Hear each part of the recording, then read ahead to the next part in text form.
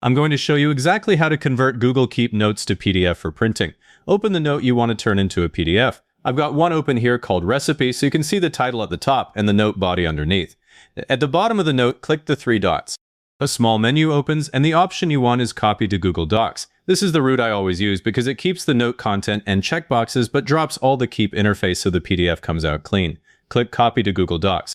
A notification appears at the bottom left of the Keep screen that says Open Doc. Click that notification, it will open a new browser tab and drop you into Google Docs with your note already filled in.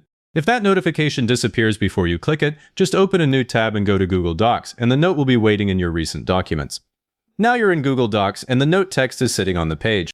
The checkboxes and indents from Keep carry over, which is exactly what you want for a clean printout.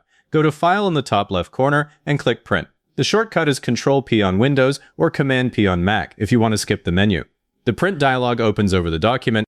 Look for the destination drop-down on the right side. Click it and choose Save as PDF. This is the part people miss. The drop-down defaults to whatever physical printer your computer used last, so if you skip this, you'll run paper when you meant to make a file.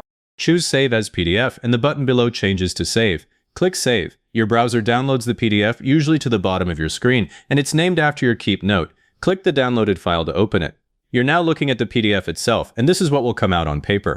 Scroll through the PDF before you print. I checked the bottom of long notes here because Google Docs will add page breaks where it thinks they belong, and halfway through a checklist is not where you want that break. If the layout is fine, you're done.